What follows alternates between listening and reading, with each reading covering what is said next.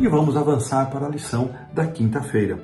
E aqui, mais uma vez, eu menciono então o capítulo 8, ele começa com a segunda multiplicação dos pães, que o autor não comenta, e ela segue mais ou menos um padrão da outra, apenas o número de pães é diferente, né? 7 pãezinhos aqui, 7 cestos, alguns peixinhos, e o autor passa batido, a gente então vai também avançar, fica só o registro do comentário bíblico adventista de que o comentário entende que esta segunda multiplicação também tenha sido realizada em território gentil. E finalmente chegamos então à parte final do nosso estudo, que vai do verso 11 até o verso 21, quando os fariseus se colocam diante dele e pedem um sinal.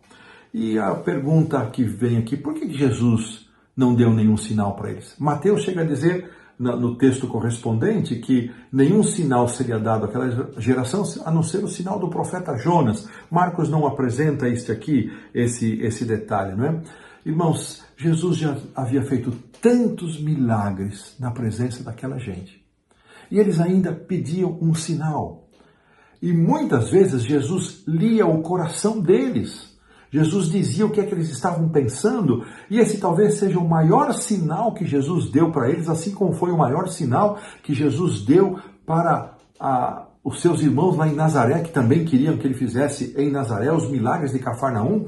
E Jesus leu o coração deles, que já era um milagre, e eles rejeitaram. Então, quando alguém está disposto a receber a manifestação da revelação da palavra de Deus, ele não precisa de sinal. E aqueles que pedem o sinal, mesmo quando se lhes dá um sinal, eles encontrarão um meio de não aceitar, de endurecer o coração, que foi o caso desse grupo. Eles continuaram endurecendo o coração, continuaram rejeitando, não era o sinal que faria com que eles mudassem de opinião. Eles estavam determinados a rejeitar a Jesus por ciúme, por inveja. Eles abrigaram no coração os sentimentos, e lembramos aí outra vez a discussão deles com Jesus, que resultou na explicação do pecado contra o Espírito Santo. Eles endureceram o coração, cauterizaram a consciência e foram até cumprir o seu satânico propósito de tirar a vida de Jesus. Então, quando eles se dispersaram, Jesus então alerta os seus discípulos, que é a parte aqui que vai do verso 14 até o 21, falando acerca do fermento, para que eles se guardassem do fermento dos fariseus e do fermento de Herodes. Aqui o comentário bíblico faz uma explicação também, entendendo que, muito possivelmente, essa expressão, o fermento de Herodes, fosse uma referência aos saduceus, porque os saduceus defendiam Herodes e eram defensores dele, da sua política, e é possível que fosse esse o sentido. Mas o fato é que os discípulos não entenderam o que Jesus estava dizendo, eles não compreenderam. E Jesus, então, percebendo que eles não estavam entendendo, ele faz 8 perguntas, que estão registradas aqui desde o verso 17 até o verso 21. 8 perguntas. Eles acharam que Jesus estava se referindo, quando ele faz essa advertência sobre o fermento dos fariseus e de Herodes, Jesus estava se referindo ao pão físico, que eles não haviam feito a provisão. Mas não era esse o sentido.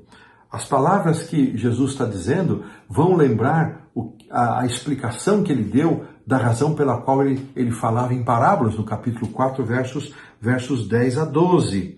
Que as pessoas que rejeitassem os seus ensinamentos, endurecessem o seu coração, cada vez mais se tornariam endurecidas. Então essa explicação de Jesus, ele está se referindo a essa postura de endurecimento do coração com respeito à palavra de Deus, às verdades, e a valorização das tradições em lugar das Escrituras Sagradas, lugar da palavra de Deus. É isso que Jesus estava tentando transmitir para os discípulos. Essas perguntas, diz aqui a lição lá no último parágrafo, tinham o objetivo de ilustrar que eles já deveriam ter entendido, eles já deveriam, a essa altura, os discípulos, ter sensibilidade espiritual suficiente para aceitar que Jesus não poderia estar falando de pão material, porque 2 vezes Jesus já havia multiplicado os pães, então não era acerca disso que Jesus estava falando.